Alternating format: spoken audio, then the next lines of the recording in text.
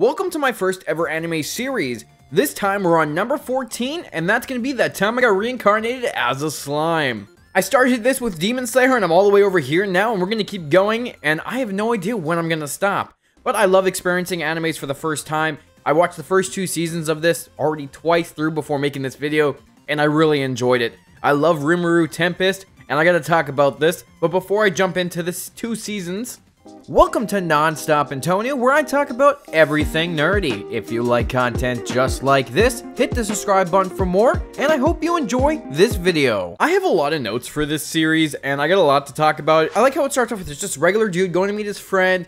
You know, he's living a normal life, and then he gets stabbed by some random dude charging through the street just with a knife out. I'm like, what is going on? When I first watched it, I'm like, why is this guy just running with a knife? He looked ridiculous, but he stabs our main character, and our main character gets reincarnated as a slime, which was really interesting because I love how he's trying to explore the world at first, trying to figure out what's going on with him, why he doesn't have to eat, why he's not tired, and how he just feels different because he doesn't have any arms or legs. And when he finds out he's a slime, he's all happy. This world's really cool because it reminded me of like D&D and like RPG games because of the levels, the skills, and everything that goes around their powers, which I thought was really cool. And I just love how Rimuru doesn't freak out about anything, and he just goes through the world eating everything. He just eats everything he sees, and he just starts creating new skills from all that. When he meets Veldora, I'm like, holy crap, he's running into like a shadow dragon. This is so cool. And I found out it's just a normal dragon, but Veldora is awesome. And when we get to season 2 talk, oh, I got so much to say about Veldora because Veldora is a bro. And I love how him and Veldora become friends. He just swallows the whole prison and takes Veldora inside him. And I like how Rimuru just goes around this world just creating friends. He takes all these animal attributes from eating them and then, you know, uses his water blades to defeat them like no tomorrow. Just like he cuts a snake's head off like it was nothing. Like right off the bat, you could tell this little slime is so powerful, but it's such a fun series. I had such a good time watching it, and I love when he meets all the goblins. He kind of becomes their god after saving them from the direwolves, and then the direwolves all be friends with them, and they all become like this nice big family, and he names all of them, and we get the best boy, Ranga. And Ranga is, I love Ranga, he's literally the best boy. And I just thought it was really interesting that the fact that monsters don't have names, so every time Rimuru gives them names, they get upgraded, which was so cool because as the series progresses, we get more and more creatures who get more and more powerful because of the names they get. And I love how they all just look at him like this big leader who's super smart and knows what he's doing, but Rimuru has absolutely no idea what he's doing. Just kind of winging it as he goes through this world, kind of figuring out what he's gonna do as he explores everything and meets new people. And I like how because he's human, he sets rules for them so they don't need, so the rules are no attacking humans, no fighting amongst each other, and no belittling other races because he wants to make this nice world where everyone can get along and just be happy, which I love that motivation because that is what you call a true hero, trying to make peace in the world. And I love how just through all of this, he just keeps meeting new people to become friends, and he gets the dwarves to come out and help them. They make their town a little bit better. Then a few episodes later, we get the adventurers, Eren, Guido, and Caval coming in with Shizu, and meeting Shizu was awesome. I really liked her character for that short time we got her. How Rimuru thought he was going to be with her for the rest of his life, and then she just ends up dying because Rimuru helps her get separated from Ifrit, which was a really cool fight when he's fighting Ifrit, and he just absorbs them in the end. Like, I love it. The way to beat all the villains is just absorbing them into him. But it sucks that Shizu died, but I like how she kind of put all her hopes and dreams into Rimuru so that he can go around the world, save her kids, help some of the people that she wasn't able to help, and then meet Leon later down the road. But I haven't even got to the best part yet, where we meet the ogres. Benimaru, Shuna, Shion, which one of my favorite characters. I love Shion, Hakuro, and Soe. And I love all these characters too because I love when Rimuru goes to fight them, he just kicks all their asses because they think that he's the one that's been commanding these monsters to attack all these other monsters. And of course, with classic fashion when it comes to these type of shows, miscommunications. It was just such a good time how he beats them, gives them names, they get turned into Kaijin, who are just absolutely insane strength. And they just keep getting stronger and stronger through the seasons. Because Benimaru, goddamn, by season 2, Benimaru is OP as shit. Every time I get to see Shion cook is funny as hell. I love when she first cooks and then Gobta ends up eating it, and Gobta ends up getting really sick in the end, and they all think he's dead, but he's alive, thank God. But Gobta, I love Gobta too. I didn't realize he was going to be a main character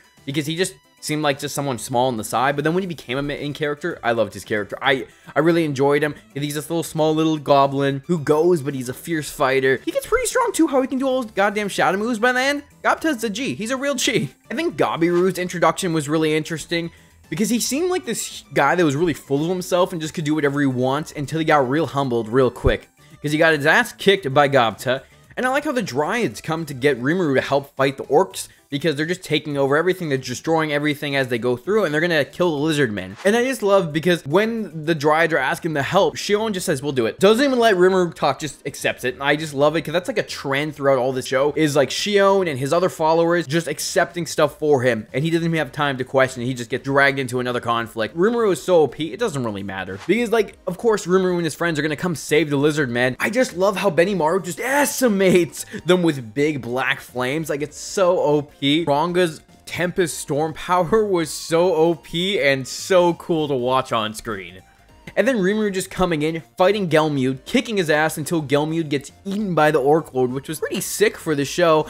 And then Rimuru just takes on the Orc Lord by himself. And it's such a cool fight watching Rimuru take on any of the stronger people, because in the end, he ends up just eating him once again. I like how he takes on all the Orc Lord's sins so that all his people can live a better life because of all the stuff that they've been doing, because of how the magic works and how their abilities work, which is just really awesome. I love how Rimuru is going through this and just making friend after friend after friend. Because then he makes friends with Malim, which honestly, I'm not a fan of Malim's design. It's a little off-putting for me, but I really like her character after the season kind of goes on, because at first I thought she was going to try to kill Rimuru and it was kind of sinister behind it, but then in the end she just wanted to have a best friend, and that's all it was. It was just a nice fun relationship between the two. And I love how he beats her is by shoving honey in her mouth, and then she just loves it and they become good friends. Then we get Demon Lord Carrion's people coming in to investigate Rimuru. I just really enjoyed how, you know, they get their asses handed to them. Phobio ends up becoming Charybdis because, again, he gets tricked by the Majin. Then everyone kicks Charybdis' ass with no problem. And I love how as soon as they find out that it was actually after Malim just goes and one-shots it like no tomorrow. Like, she is oh freaking P. It is shocking how many characters in this show are so goddamn strong that they can kick everyone's asses with no problem. I like how they ended season 1 too, because after all the big fights, they get to the Rimuru going to see Chizo's students, and they all had like interesting moves. Like Kenya was fire, Ryota was strength enhancement, Alice with like puppet manipulation with her stuffed animals, which was just adorable. You have Gale who had magic bullets, and then Chloe who had water moves. It's interesting because Chloe felt like she had some kind of tie to Shizu, like she looked like a younger Shizu. And I'm looking forward to finding out more about her and where it's going to go in the future, because I feel like there's something there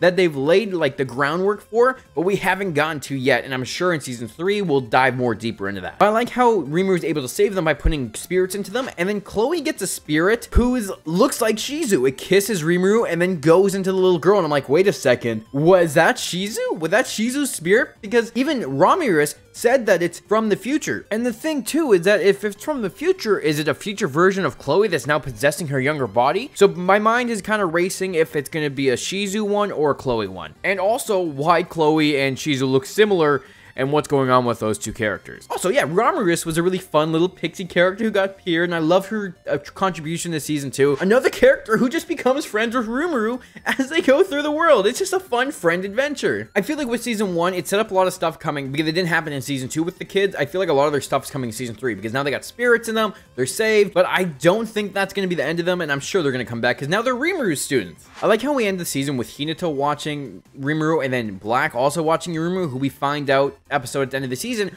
where Shizu had met Black before, who is an Archdemon, which I love when he gets introduced in season 2 because I'm very intrigued to seeing where he goes, because he is one powerful demon and he's also really cool looking. I love his design, especially after Rimuru names him Diablo. But again, we'll get to that when I get to season 2 right now. I think season 2 is my favorite out of the 2 seasons, mostly because it was so freaking intense, and the Demon Lord arc was my favorite by far. Because I was so worried about characters dying in this arc, and then thank God it never happened, and Rimuru was able to deal with it all. And then when Rimuru became a Demon Lord, it went hard, because that intro for that arc was so goddamn good.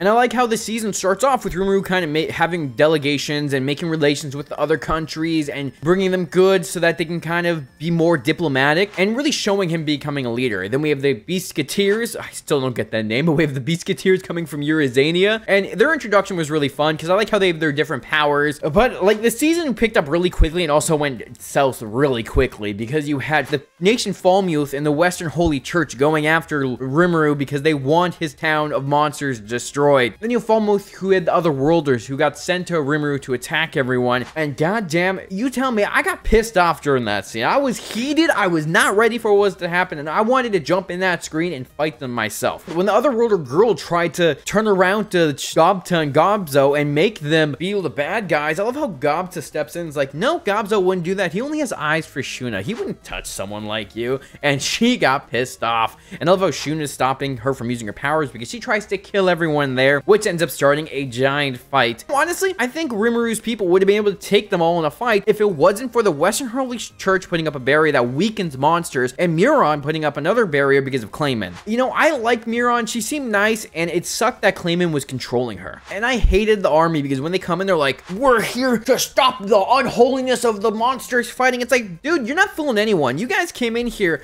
to attack them. Like, you can't pull this bullshit and think, oh, we're all high and mighty because they're monsters. Yeah, no. I hate you, and you all deserved everything that came to you afterwards. When the episode cut off, when Xion was protecting the child, and then we find out that she died later, oh, I was pissed off, because Xion is one of my favorite characters, and I was so goddamn pissed off when she got killed. Oh, I was ready to throw hands. And then when we cut back to, like, Rimuru leaving the kids, and then we find out that Hinata blocked him in a barrier as well, and then Hinata, holy goddamn shit, she is powerful.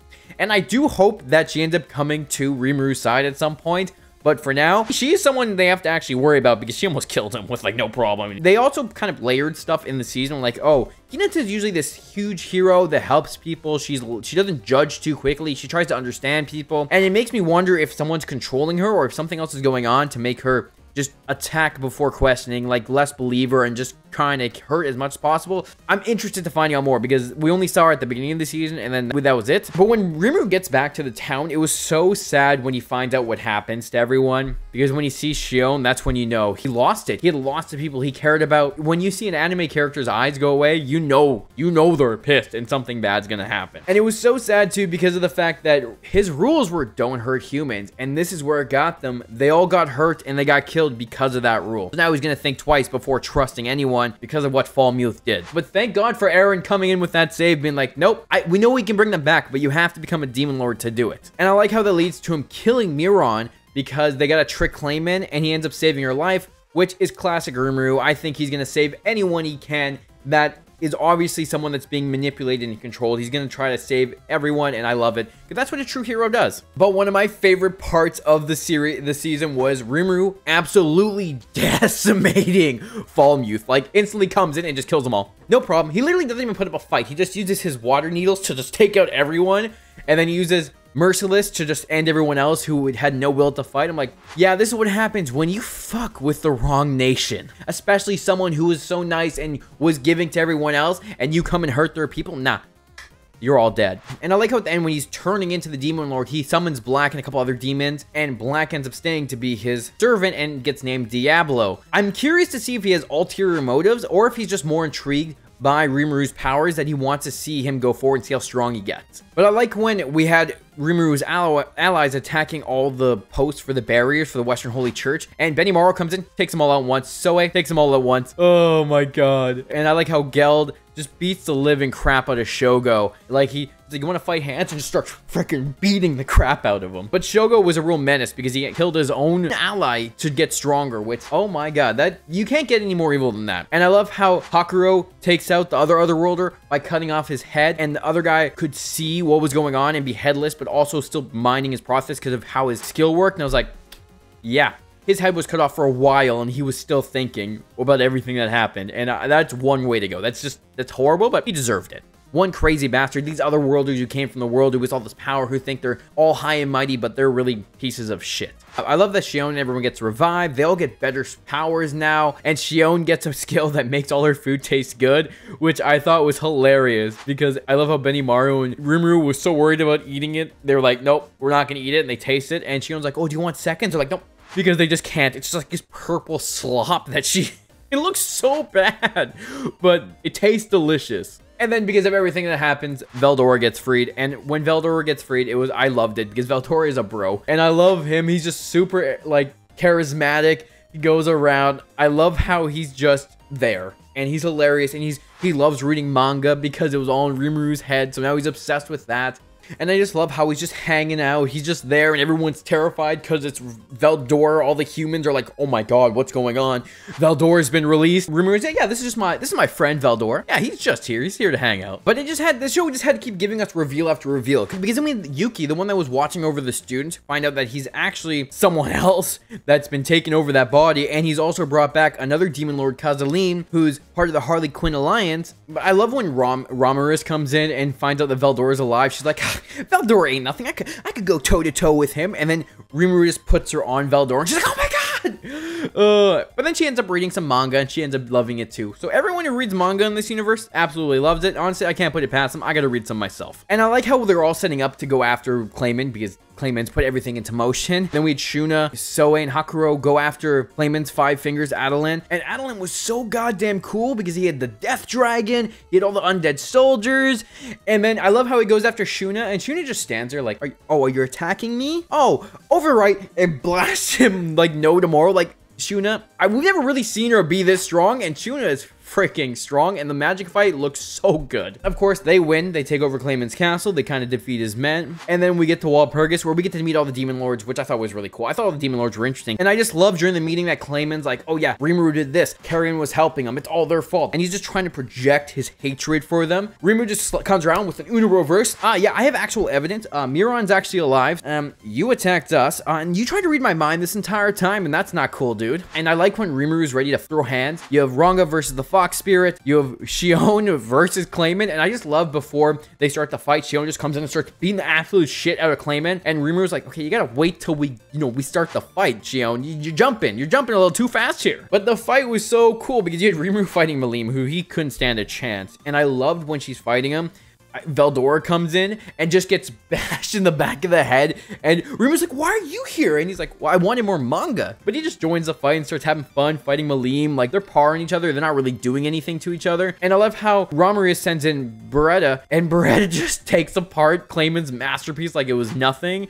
And honestly, they just kicked Clayman's men like no tomorrow, because then we had Ninehead, who is being controlled, and Rimuru frees him. So Rimuru's got another friend now. We got the Fox Spirit, who looks cool as shit when he's up all big and stuff. And I also like the little information we find out that Malim is actually Veldora's niece. So I am looking forward to finding out more about their family tree in the next season. We know his sister is still alive with Gi, so I want to see what their interaction is going to be. And I just love during the fight too, because Veldora is doing the Kamehameha. He goes Hadouken, and he's using other anime references while he's fighting. And I love Veldora. Honestly, Veldora has become easily one of my favorite characters now that he's back in season 2, and I can't wait to see more of him. And I like how the fight ends with Clayman being like, Malim, kill him, finish him off. And Malim's like, why would I do that? He's my friend. And then we all find out that Malim wasn't being controlled whatsoever during this entire time, and Malim was actually just playing Clayman, and Carrion's actually alive and been with Frey. And I just love how Clayman is about to die. He turns his soul and energy, goes to fight Rimuru, and classic Rimuru fashion, he just absorbs him, eats him. Done. Easy peasy, lemon squeezy, fight over. And I like how the fight ends with Rimuru becoming part of the Demon Lords. They could become the Octagram. I like during it because Veldora's sitting there and he's like, oh, points. He's like, why are you letting your lackey talk for you? Malim comes up. Yo, we're not supposed to be talking about that. She's hiding. It's her secret. And then Rimuru's like, you just told everyone in the room. So now Luminous is been confirmed to be this Demon Lord who now has to take her place because she's been outed, which I thought both funny. Malim and Veldora outing her just like that. Really fun season. Overall, I love this show. Like, everything about the show I really enjoyed, and I really look forward to seeing season 3 and the movie that's coming out. It's a fun show watching Rimuru go on his adventures and becoming a true leader, and then being also a true hero at the same time. He's a slime. You know, this monster is the one that brings this world together. This once human who really wants to bring this better world to all these people, and he's doing it. It's really, and this show also really shows that monsters aren't really monsters. You know, it's only the situation you put them in that turns them into monsters. So really, humans can be just as big of monsters as the monsters are, which honestly is true for a lot of stuff, because you have the Western Holy Church going after them because they didn't believe in what they believed in. Classic church propaganda. They were just innocent. None of them were hurting anyone. They were being a peaceful nation. They were trading with other nations, and Falmuth and the Western Holy Church couldn't deal with it, and then they ended up getting their asses slapped because of it, which was well deserved. And I'm very, very intrigued to see where this show goes, because I love seeing Rimuru go around making friends, and I cannot wait to see who else we get to meet, how strong our favorite characters get to become, and how this show gets wrapped up. Have you seen That Time I Got Reincarnated as a Slime? And what do you think of the series? Are you excited for the movie in season 3? Let me know down in the comments. My 15th ever anime, probably going to be Mob Psycho. That's probably where I'm going next. But if you have any recommendations, let me know down in the comments. And if you're liking this series, let me know. And then I have 1 to 13 that is in the playlist down below. Thank you guys for watching. I love watching these animes. I hope you guys tune in next time, and I'll talk to you later.